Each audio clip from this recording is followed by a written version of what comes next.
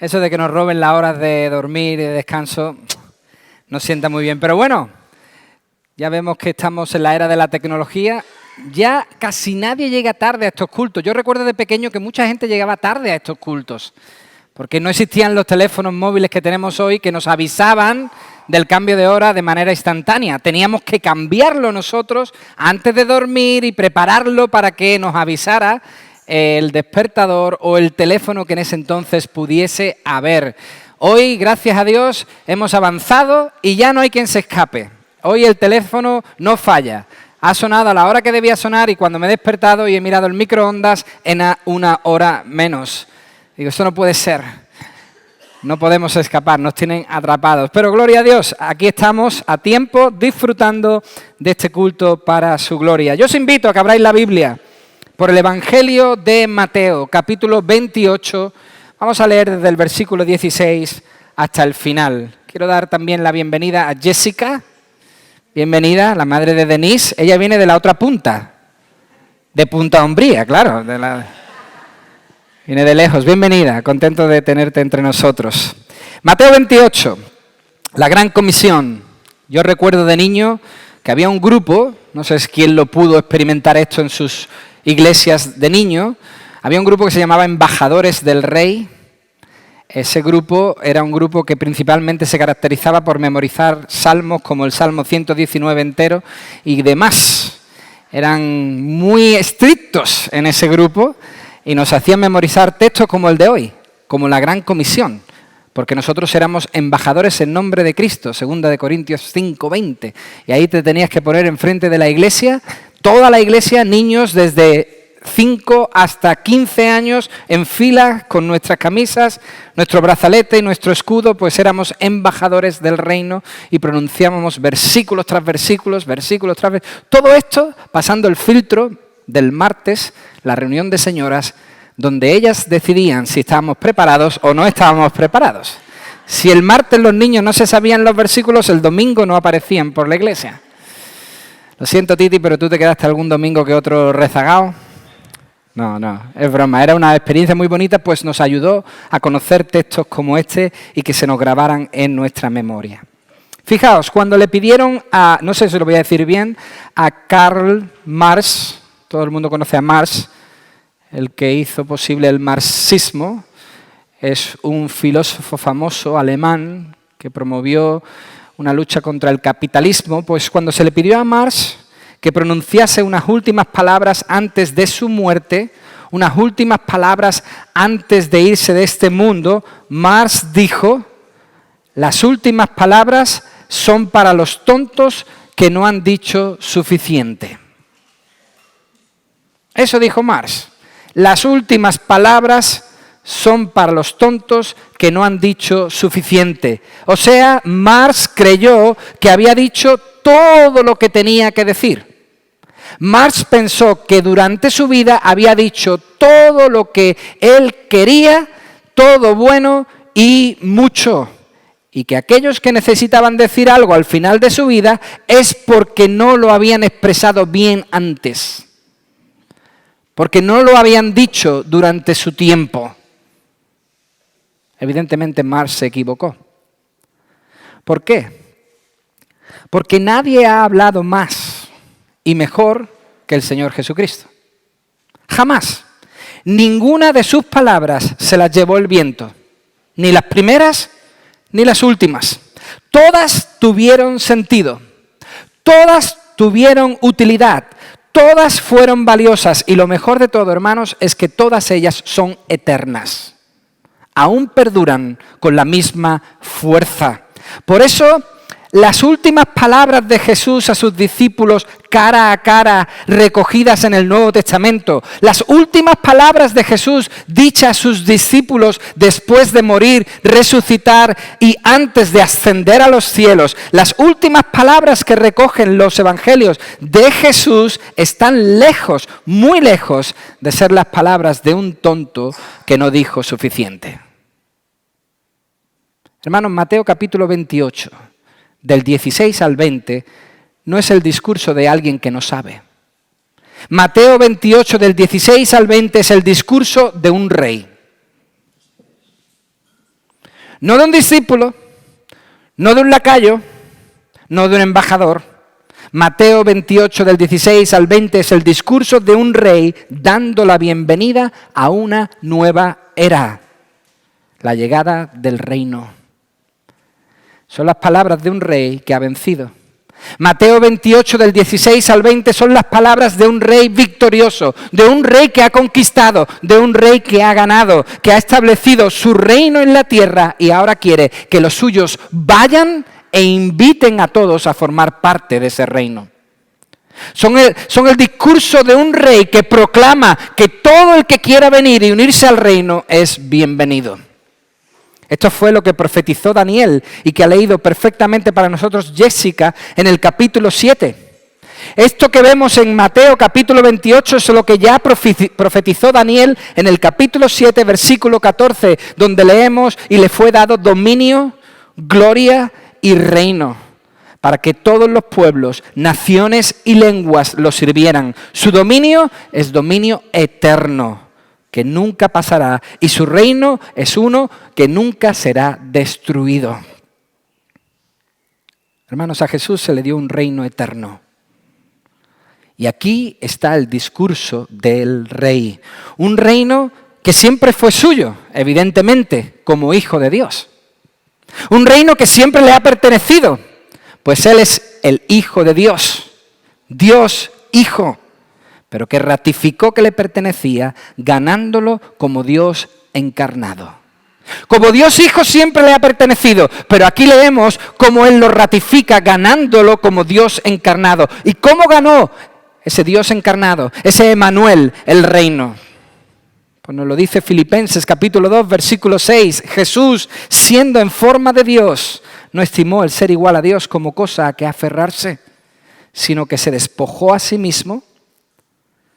El rey que reinaba en todo, se despoja de todo eso, toma la forma de siervo y se hace semejante a los hombres. Más aún, ahí no quedó su humillación, llegó más aún. Hallándose en la condición de hombre, se humilló a sí mismo, haciéndose obediente.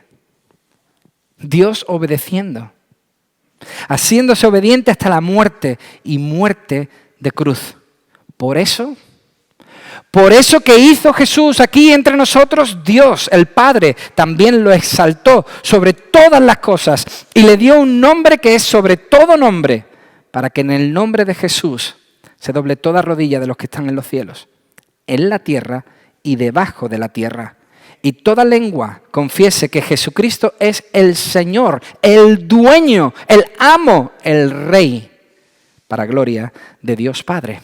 Así ganó Jesús aquí, como Dios encarnado, el reino para nosotros. Por lo tanto, Mateo 28, hermanos, está lejos de ser un fin de ciclo.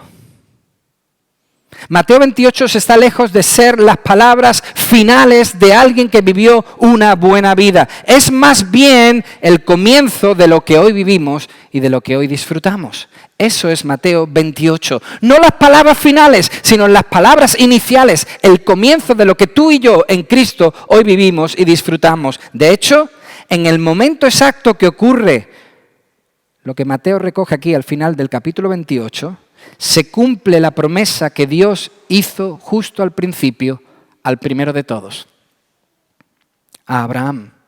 Aquí en Mateo 28, por fin se cumple la promesa que Dios hizo al principio a Abraham, al patriarca, al padre de la nación. Se cumple, para ser más exactos, el deseo más profundo que Dios tiene. Lo que le dijo a Abraham en Génesis 12:1, vete de tu tierra, de tu parentela y de la casa de tu padre, a la tierra que te mostraré. Haré de ti una nación grande. Te bendeciré, engrandeceré tu nombre y serás bendición. Bendeciré a los que te bendigan y a los que te maldigan maldeciré y serán benditas en ti todas las familias de la tierra. Hermanos, todas las naciones serían bendecidas. Ese es el deseo de Dios. Bulgaria, Estados Unidos, Panamá, Paraguay, Cuba, lo hemos dicho, el deseo de Dios es alcanzar todas estas naciones. lo cual confirma el propio apóstol Pablo en Gálatas capítulo 3 cuando dice la Escritura, previendo que Dios había de justificar por la fe a los gentiles. La Escritura avanzando ya desde el principio que Dios iba a salvar a los no judíos a través de la fe, dio de antemano la buena nueva, el evangelio a Abraham, diciendo, en ti serán benditas todas las naciones. Hermanos, hasta este punto de Mateo 28, los gentiles no habían sido aún bendecidos como lo serían a partir de entonces. Hasta este punto, los que no éramos judíos aún no habíamos sido bendecidos como lo hemos sido a partir de Mateo 28, del versículo 16 en adelante. Porque ha sido la expansión del reino, a través de la predicación poderosa de los apóstoles, lo que por fin pudo traspasar las fronteras de Israel.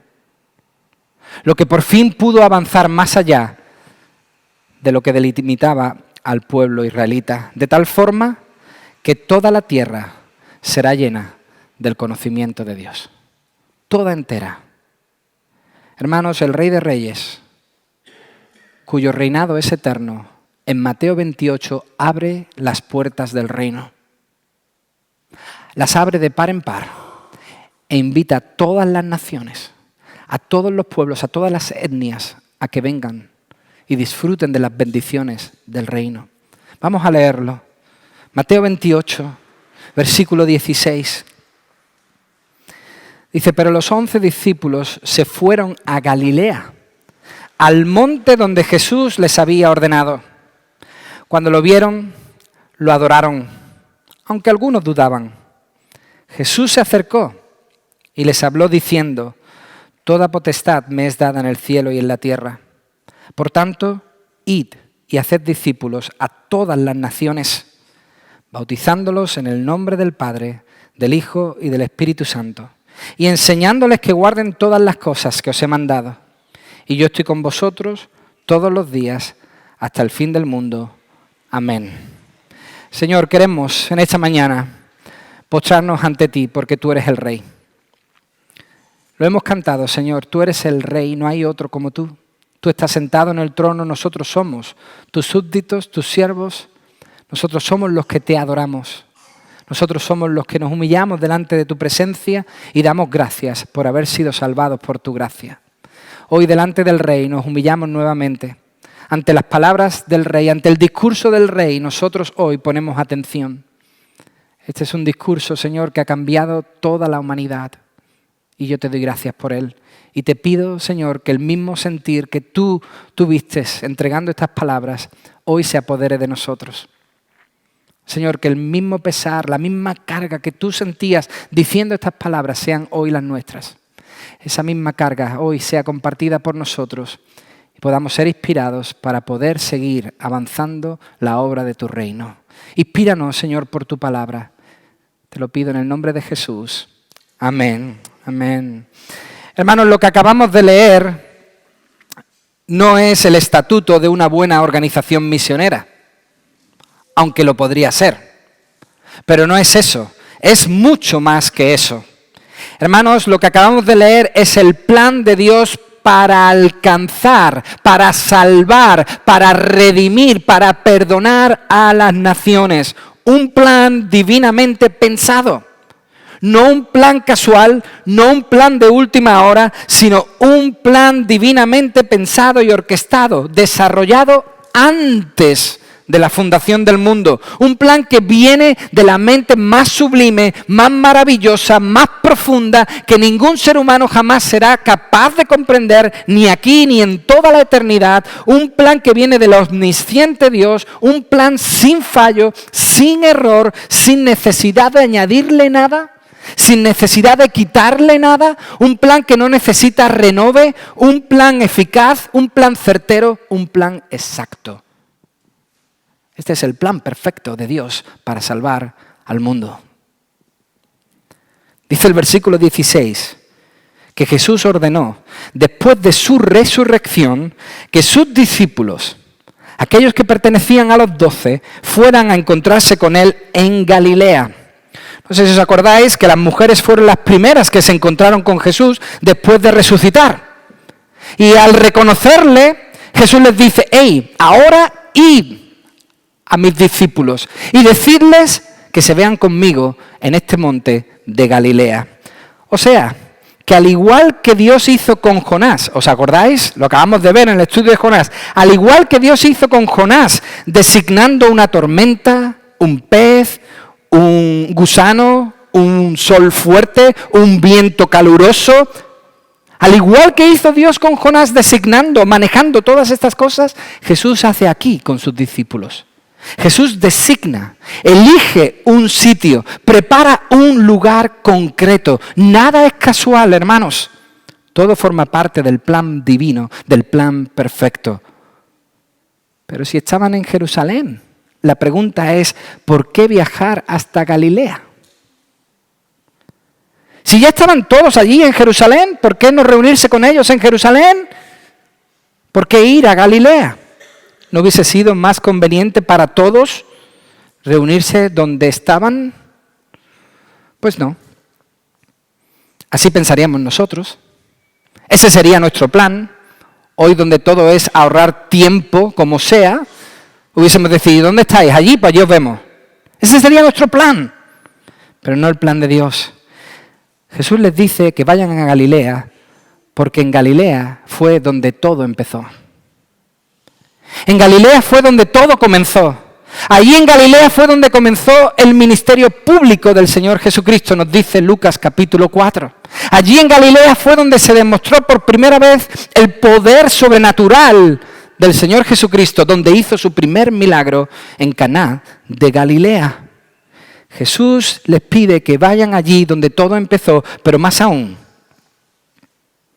Jesús les pide que vayan a Galilea, porque ¿cómo era conocido Galilea también? Galilea, ¿cómo?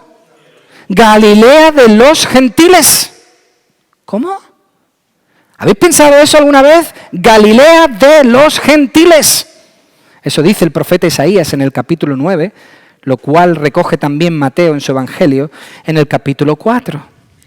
Hermanos, se le conocía Galilea de los gentiles porque su lago daba con regiones gentiles. Porque el lago de Galilea también tenía en sus orillas regiones gentiles. Había regiones gentiles en parte de ese lago. Su lago colindaba, por ejemplo, con Decápolis. ¿Os suena Decápolis? Ese es el lugar de donde era el endemoniado de Gadara. Lo vimos la semana pasada.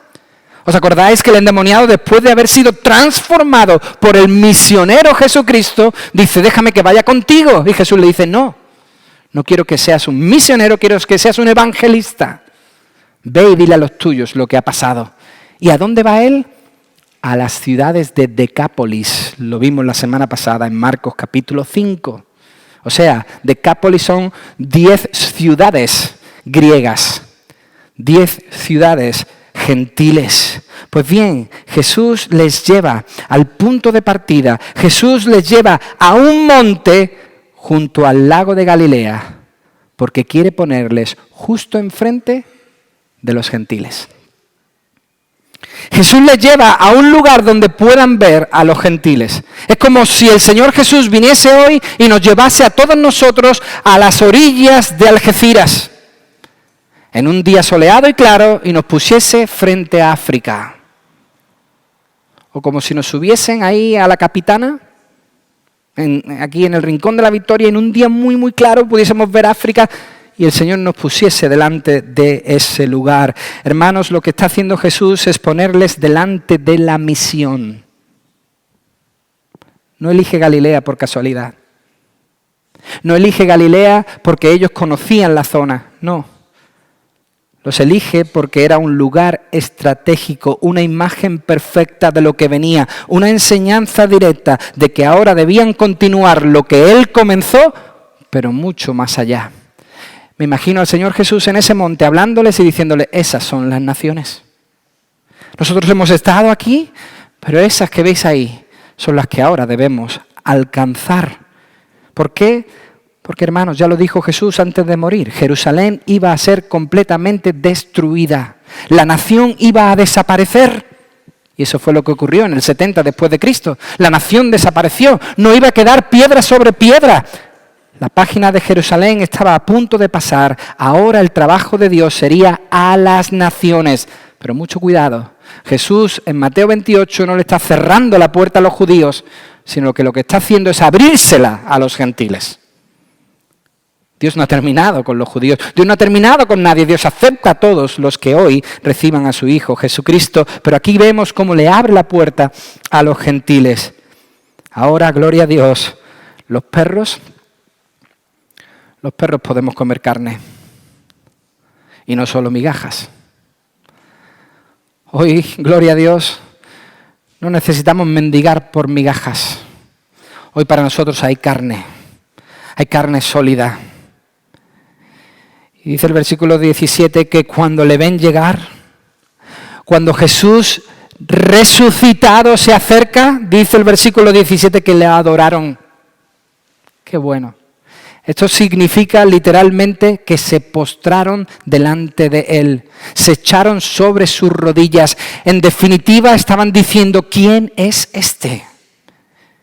¿Cómo es que antes estaba muerto y ahora lo tenemos delante? No podían resistir su presencia y por eso se arrodillan, se postran, reconociendo que el que tenían delante era muy superior y ellos eran tremendamente inferiores. Se arrodillan ante Jesús porque Jesús es el Rey. Lamentablemente hoy esto ya no se lleva.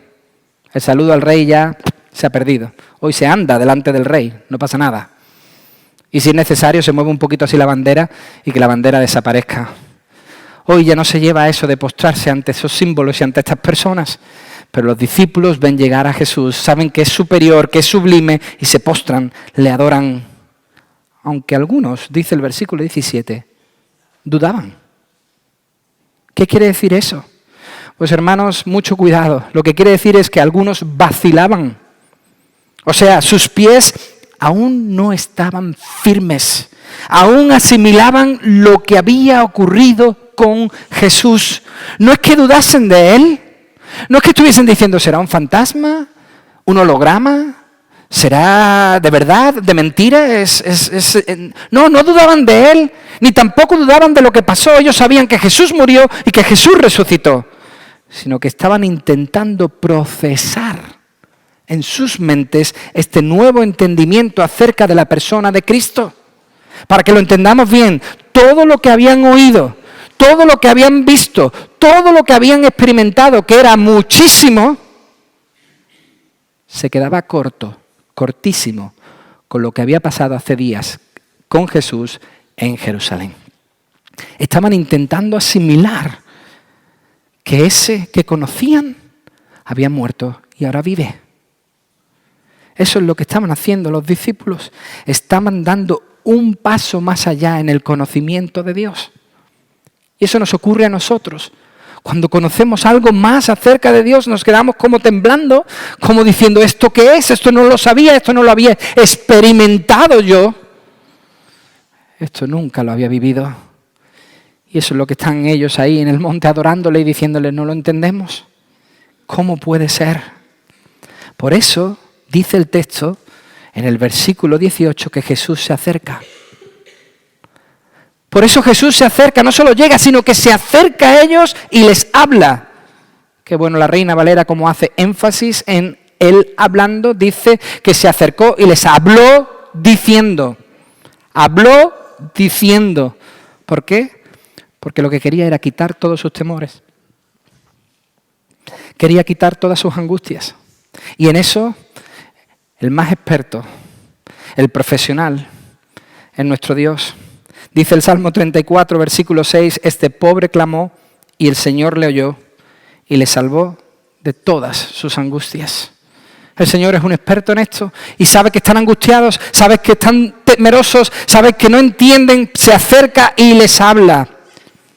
Y si aún estaban intranquilos, sus palabras le darían la paz que necesitaban. Jesús viene a decirles, como profetizó Daniel, todo el poder es mío. Como se le prometió a David, mi reino es un reino eterno, un reinado eterno. Ya ganaba yo en todo el universo, ahora he ganado también en la tierra.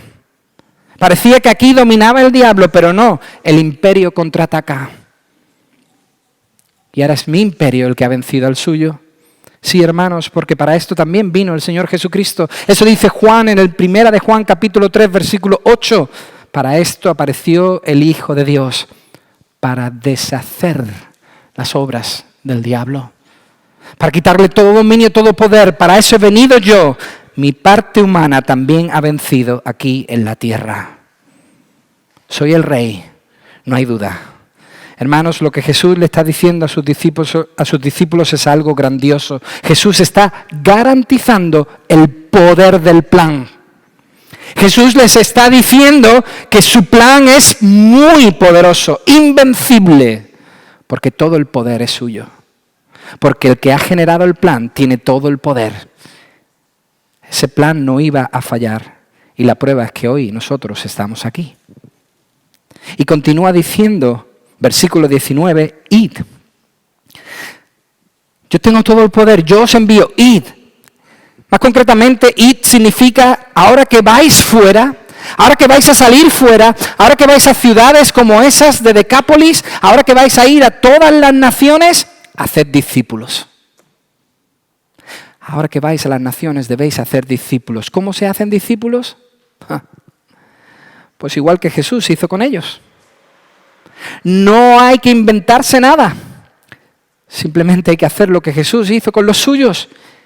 A los suyos se les predicó el mensaje del reino, arrepentíos y creed. Y ellos aceptaron, se bautizaron y se les continúa enseñándoles. Así es como se hacen seguidores de Cristo, hermanos. El mensaje se debe predicar, la fe debe germinar y la persona creer, luego dar testimonio público y ser alimentado cada día con la palabra de Dios. Así se hacen discípulos de Jesucristo. No nos inventemos otras cosas. Así se hacen discípulos de Jesucristo. Nuestro llamado es bautizarles. Esto es muy interesante. La petición de bautizarles va más allá del acto de sumergirles en el agua. Jesús le está pidiendo algo más que sumergir a las personas en agua. Jesús quería que las naciones fuesen limpias de su mal, ¿verdad? Sí. Pero ¿cómo se limpia a las naciones de su mal? ¿Con agua? No. Bautizándoles aquí significa mucho más que sumergir a las personas en agua. Jesús dice que bautizándoles les darían entrada a una nueva relación con Dios. Eso dice el texto original, que les bautizasen en esa nueva relación con Dios, entrando bajo el señorío de Cristo, que fuesen llevados a una nueva relación con Dios Padre, Dios Hijo y Dios Espíritu Santo. Así debían hacer, inspirar a las personas para que fuesen integradas en esa relación con Dios. Solo así somos limpios, hermanos. El bautismo de agua no limpia. El bautismo de agua solo certifica que ha habido un bautismo primero. Una inmersión primera, una inmersión en una nueva relación con Dios. Pero lo más interesante de todo es que Jesús les dice que les bautizasen en Él, en su nombre. ¡Wow! Ningún líder religioso ha podido decir o puede decir algo así. Ninguno. Y si lo ha hecho, ha fracasado. Sí, ha fracasado y ha hecho fracasar a todos los que le siguen. Solo Jesús puede decir que entren en una relación con Él. ¿Por qué? Porque solo Jesús es Dios. Ningún otro líder puede decir a sus seguidores, entrar en una relación conmigo. Y si lo han hecho, han llevado al desastre a todos esos seguidores. Jesús es el único que dice, hey, invitadles a tener una relación conmigo, porque esa es duradera y es eterna. Y en esa relación, dice el versículo 20, la enseñanza es esencial. Los discípulos de Jesús no solamente tenían que enseñarles la Biblia que conocían, el Antiguo Testamento, sino todo lo que Jesús enseñó acerca también del Antiguo Testamento. En otras palabras, hermanos, hoy día nosotros entendemos el Antiguo Testamento a la luz del Nuevo Testamento. Jesús vino e hizo entendible el Antiguo Testamento. Y lo que Jesús le está pidiendo a sus discípulos es que no simplemente le enseñen el Antiguo Testamento, sino que le enseñen el Antiguo Testamento a través de su persona, a través del Nuevo Testamento. De hecho, eso es lo que dice el autor de Hebreos en el capítulo 1, versículo 1. Dios, habiendo hablado muchas veces y de muchas maneras en otro tiempo a los padres por los profetas, en estos últimos días nos ha hablado por el Hijo. Hoy entendemos todo a través de Jesucristo. Hoy entendemos la Biblia al completo a través de lo que nos dice el Nuevo Testamento. Y termina el discurso nuestro Rey diciendo, y he aquí. Quien tenga la Reina Valera del 95 como la tengo yo, lo siento mucho. Duele, pero quien tenga la del 60 encontrará esas palabras. Y he aquí. Importantísimas palabras en el versículo 20. Y he aquí. ¿Qué quiere decir eso? Algo muy importante. Jesús está terminando de esta forma. No os olvidéis. Que nadie se olvide. ¡Ey! Muy atentos. Y he aquí que yo, fijaos dónde hace Jesús el énfasis, yo estoy. Y esto es muy importante. No solo todos los días, como siempre hemos pensado, que Jesús está con nosotros todos los días, sino todo el día. Y he aquí yo estoy con vosotros todos los días y todo el día. Eso es lo que Jesús quiere decir aquí. Desde ese entonces hasta el final, hasta que Él regrese, Él estará con nosotros todos los días y todo el día. Nunca se apartará de nuestro lado. ¿Y qué hicieron los discípulos? Tomaron nota y dijeron, punto número 1, las naciones. Punto número 2, tener carga por las naciones. No hicieron unos estatutos, no hicieron unos libros, no hicieron una organización misionera, no se concentraron de nuevo y meditaron en las palabras de Jesús y dijeron, vamos a examinarlas bien una tras otra. No. Hermanos, ¿sabéis lo que hicieron los discípulos? Todos, absolutamente todos los que oyeron el mensaje del Rey, llevaron el mensaje de Jerusalén a Judea, a Samaria y hasta lo último de la tierra. Eso es lo que hicieron los discípulos. Hicieron exactamente todo lo que Jesús les pidió que hicieran aquí. Fijaos, los discípulos, nos dice la Biblia, que fueron a las naciones. Pero no tenemos todos los datos de a dónde fueron todos los discípulos. La tradición, la historia sí recoge algunos datos, aunque no tenemos la seguridad plena de que así fuese, sí podemos tener una idea de dónde fueron estos hombres. Pedro, sabemos por las Escrituras, que viajó a Antioquía, visitó Corinto y finalmente llegó a Roma. Andrés, conocido como el apóstol a los griegos, se le considera el fundador de la iglesia de Bizancio y Turquía. Santiago el Mayor se piensa, según la tradición, que llegó hasta aquí, hasta España. Juan, ya sabemos que estuvo en Patmos, Grecia, y que fue aparentemente pastor de la iglesia de Éfeso. Felipe fue a Siria, también a Galacia, la actual Turquía, estuvo en Éfeso, en Asia, Grecia, Frigia y Georgia. Bartolomé, dice la tradición, que llegó a Armenia, Arabia, a Mesopotamia, la India, Persia y Turquía. Tomás concentró toda su misión en la India. Mateo fue a Siria, a Etiopía del sur, a Persia, la actual Irán y a Macedonia. Judas Tadeo, no el que traicionó a Jesús, sino Judas Tadeo fue a Mesopotamia y Persia, la actual Irán, y también a Armenia. Simón el Celote fue al norte de África, luego a Georgia y Armenia, terminando en Persia y Mesopotamia, la actual Irak. Matías, el que sustituyó a Judas el traidor, fue a la Capadocia y acabó en el mar Caspio. Todos ellos fueron a las naciones, al mundo conocido en ese entonces. Esto sin contar con el apóstol a los gentiles, el apóstol Pablo, del cual tenemos todo el libro de Hechos para ver a la gran cantidad de ciudades gentiles que fueron. Hermanos, todos ellos obedecieron lo que Jesús le dijo, absolutamente todos.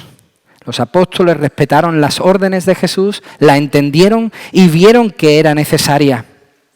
Y os digo una cosa, para la mente judía de estos hombres, eso fue un gran desafío. Nosotros los judíos ir a los gentiles, pero lo hicieron, no dudaron, fueron obedientes, hermanos, y lo hicieron porque sintieron lo que Jesús sentía por las naciones, misericordia. En otras palabras, sincronizaron sus corazones con el corazón de Jesús. Sincronizaron su visión con la visión de Jesús. Sintieron la necesidad de los pueblos y ahí comenzaron las misiones. Hermanos, ahí es donde comienzan las misiones, en nuestro corazón.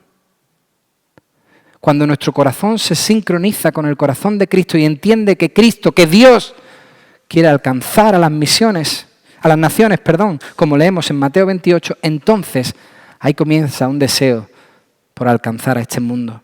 Hermanos, Dios quiere llevar su reino, no solo a España, no nos confundamos, no solo a España, sino a todas las naciones.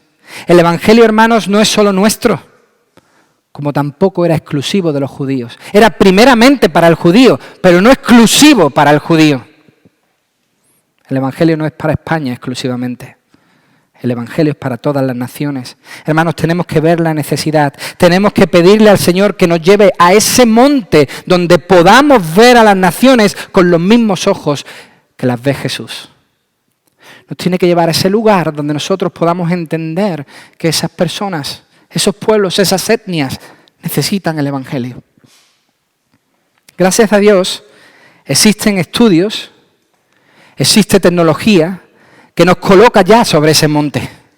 Ya no tenemos que viajar a Galilea, no tenemos que ir a Algeciras para ver a otras naciones. Hoy tenemos datos que nos ayudan a entender dónde podríamos nosotros poner nuestros ojos. Por ejemplo, hoy existe algo llamado como la ventana 1040. ¿Veis aquí una ventana? Un poquito más sombreada. A esa ventana en las misiones se le llama la ventana 1040. ¿Por qué se le llama así? Porque son regiones del hemisferio oriental situadas entre el 10 y el 40 grados al norte del Ecuador. Es la ventana 1040.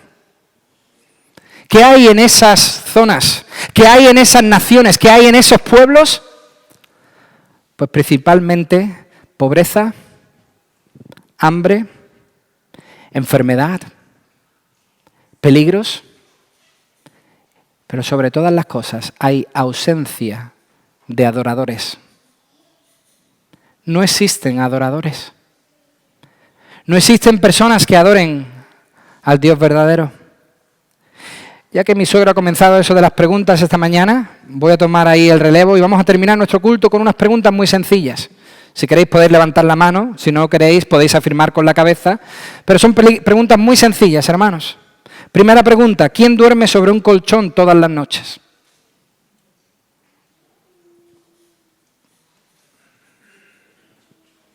Muy bien.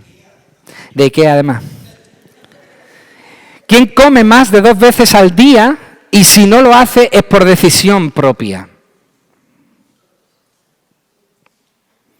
¿Quién tiene grifos en su casa? ¿Quién tiene algún electrodoméstico en su casa? Juan, ¿tú tienes alguno? ¿Quién puede acudir, y esta es la última, la quinta, quién puede acudir a una pastilla de manera fácil si le duele la cabeza? Ya sea porque las tenga en casa o porque haya una farmacia cerca. Bien, si habéis contestado yo, alegraos conmigo, Pues pertenecemos al 2% de la población mundial que puede contestar positivamente a estas 5 preguntas. Solo 2 de cada 100 personas pueden decir yo a estas 5 preguntas.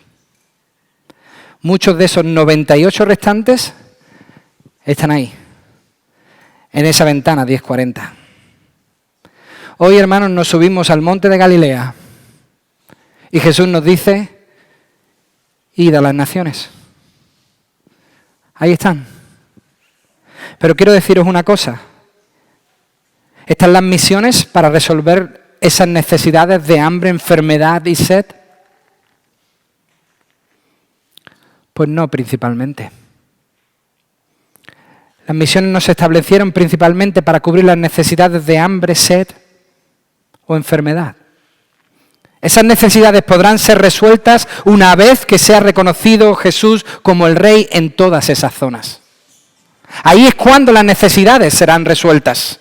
Dios quiere bendecir a las naciones, por supuesto, pero las quiere bendecir con el Evangelio. Y que sea el Evangelio lo que ordene sus vidas. Hermanos, lo que urge es que se hagan discípulos. Eso es lo que urge. Lo que urge es que se hagan adoradores, seguidores de Dios, y todo lo demás vendrá por añadidura. No es casualidad que las naciones que no aparezcan dentro de esta ventana hayan sido naciones alcanzadas por el Evangelio. Por eso oremos. Principalmente oremos como iglesia. Y si el Señor nos llama a ir fuera, vayamos. Vayamos.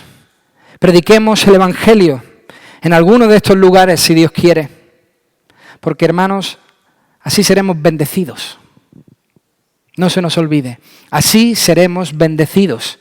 Y por supuesto, otras naciones también lo serán. Porque Dios le dijo a Abraham, te bendeciré y serás bendición.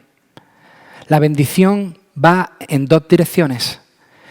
En nosotros que vamos y predicamos el Evangelio y en aquellos que lo reciben.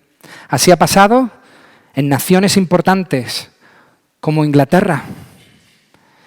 Inglaterra ha sido una nación que ha mandado millones de misioneros durante toda la historia. Y el Señor la ha bendecido. Estados Unidos, una nación que no tiene ni siquiera la 4ª parte de historia que tenemos nosotros, y el Señor la ha bendecido grandemente, porque han sido de bendición para otras muchas naciones, y han llevado el Evangelio a otras muchas naciones. Hermanos, la naturaleza de la iglesia debe ser misionera, porque Dios es un Dios misionero. Nosotros debemos ir a las naciones. El discurso del Rey es claro, es evidente. El Evangelio no nos pertenece a nosotros simplemente. Por su gracia le pertenecen a las naciones. A todo aquel que quiera creer en Jesucristo, recibirle en su vida, arrepentirse de sus pecados. El Señor dice, como vimos la semana pasada, que les transformará. Les dejará en su juicio cabal. Les dejará en un estado mucho mejor del que estaban. Oremos, hermanos. Hay mucha mies. La mies es mucha. Los obreros no son tantos, son pocos. Oremos para que el Señor despierte en nosotros el deseo y, quién sabe, también quizás el misionero. ¿Quién sabe si quizás aquí, hoy, entre nosotros, está esa persona que el Señor diga, ve y yo estoy contigo? Padre, muchísimas gracias por tu palabra, por tu discurso claro, firme y a la vez lleno de compasión, lleno de misericordia y lleno de amor. Señor, yo quiero rogarte que tú nos ayudes a despertar en nuestros corazones a las misiones, Señor. Que en nuestro corazón haya una pasión por otras naciones, por otros pueblos. Señor, que tú sincronices nuestros corazones con el tuyo. Nos hagas uno y podamos compartir esa carga, esa visión, esa misericordia. Y si tú tienes a bien, Señor, levantar de entre nosotros misioneros o misioneras que quieran llevar el Evangelio a estos lugares, Señor, hazlo tú posible. Despierta, Señor, en nosotros ese deseo. Despierta el deseo de servirte, no solo en España, sino en donde quiera que tú nos lleves. Ayúdanos, Señor, a poder ser partícipes de esta obra. Qué bueno es saber que tú no solamente obras aquí en el rincón, sino en el mundo entero. Hoy en el mundo entero muchos se van a entregar a ti. Hoy en el mundo entero muchos se van a arrodillar en adoración como hicieron los discípulos. Hoy muchos van a reconocer que tú eres superior. Y por eso nos gozamos y nos alegramos con los ángeles de que hoy muchos más puedan entrar en tu reino. Gracias, Señor, porque tú nos alcanzaste. Gracias, Señor, porque tú tocaste nuestra vida. Yo ruego, Señor, por aquellos que aquí están y que aún no han sido alcanzados por ti. Toca sus corazones, Señor. Que ellos se postren en tu presencia y digan, yo quiero entrar en tu reino. Perdona mis pecados y acéptame. Toca esos corazones, Señor, aquí en medio de nosotros y bendícenos. Muchas gracias, Señor, por este tiempo en tu palabra. Te adoramos por ella y lo hacemos en el nombre de Jesús. Amén. Amén.